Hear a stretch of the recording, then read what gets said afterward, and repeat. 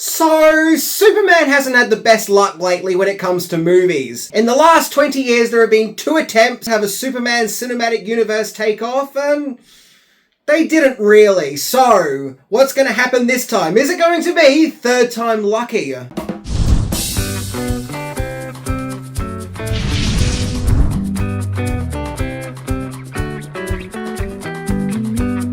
So yes, I have just seen Superman 2025, otherwise known as James Gunn's Superman. And yes, we are now living in a day and age where I am now older than the current Superman. But, you know, I'm embracing the times and my older age, as my love for Superman will forever make me feel like a child at heart. So, Superman 2025, what happens? Well, we've seen Superman go up against supervillains. We've seen him go up against natural disasters. We've seen him go up against deadly weapons beyond our comprehension. Now Superman is going up against his greatest foe yet: fake news and cancel culture.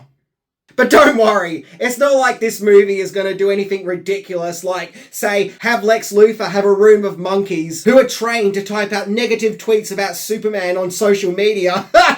That'll be stupid.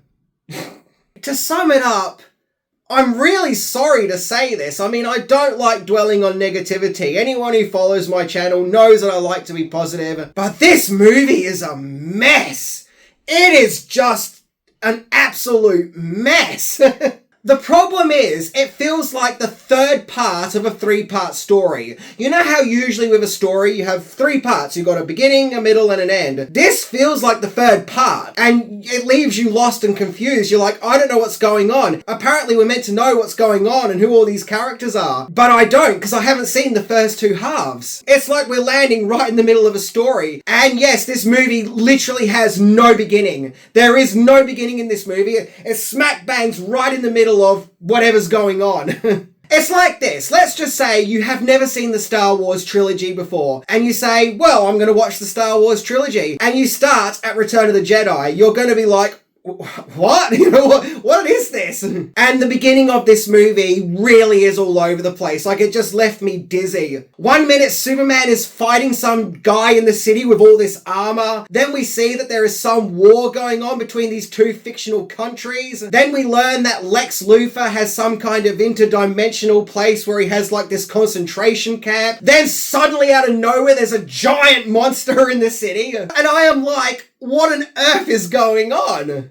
Hey, ask me what the story to this movie is, and I literally would not be able to tell you what this story is. All I know is that I'm just sitting there, scratching my head, not really knowing what's going on, and left feeling really dizzy. But what about this new Superman himself? Superman of 2025.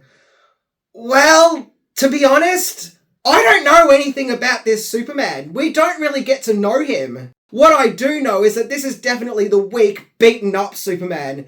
He's always getting seriously hurt and needing to recuperate. And there's all these scenes of him needing to sit down or lay down so he can heal. And we see him go through all these terrible injuries. It almost feels like whoever wrote this is an absolute sadist and has a love and joy of seeing Superman absolutely beaten, broken, and destroyed. A great deal of this movie, we're bearing witness to Superman getting physically tortured. I'm not kidding! A great chunk of this movie is focused on Superman suffering. It's quite jarring, especially considering it's coming from a filmmaker who claims to love Superman. This film has such a love for showing Superman humiliated and beaten up. There's even a scene where he gets kicked in the dick, and there's a scene where he's like puking up all this sludge.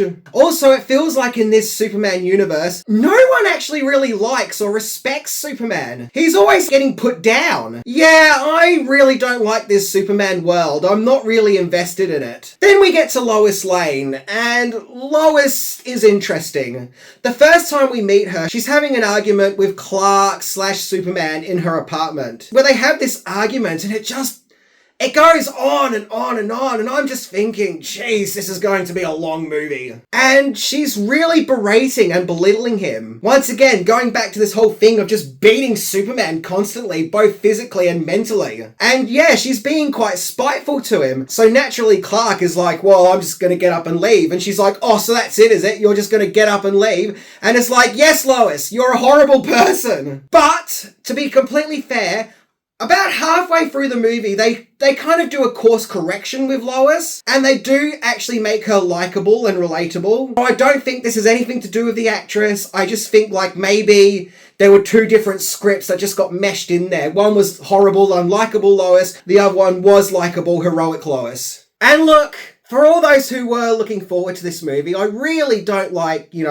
putting the movie down. But I do, in my heart of hearts, think the movie was a mess. And I think the signs were always there that the movie was a mess, even in the early days when we were getting clips. Now, I don't know the actual words verbatim, but do you remember we got that scene where Superman crashes down in the Arctic and Krypto takes him to the Fortress of Solitude, and there's all those robots who are helping him, and Superman says, "Thank you," and one of the robots says, "There's no need to thank me, we can't appreciate it, we're robots. Oh, by the way, here's a new robot," and Superman's like, "Hello," and this new robot's like, "He recognized me," or "he acknowledged me," or whatever it was she says. So clearly they can appreciate it. Do you see what I mean?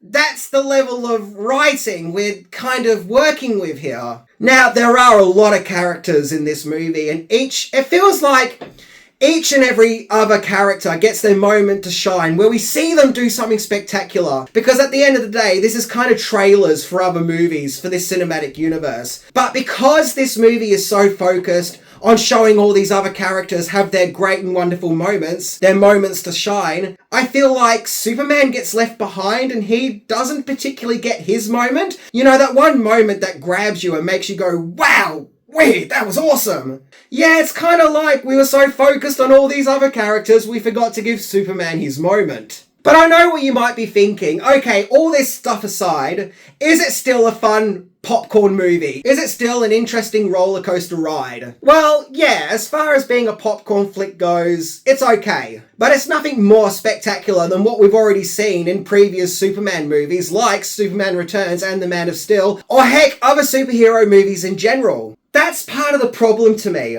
Superman should be spectacular and should stand out from the grain, not just simply follow it and sort of disappear within all the other noise.